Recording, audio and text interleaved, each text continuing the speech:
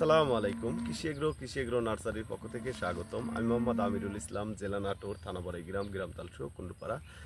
এগুলো মূলত বাড়িটু জাতের লম্বা পটল। দেখেন কি সুন্দর ধরে আছে। এই ভাদ্র মাসে এসেও দেখেন কি সুন্দর পটল ধরছে। এই পটলটার সর্বোচ্চ চাহিদা বেশি হয়।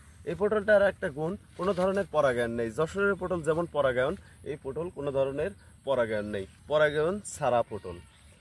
এই পটলটা লম্বা হয়, বিচি কম হয়, আর বাজারে সর্বোচ্চ চলে ভালো।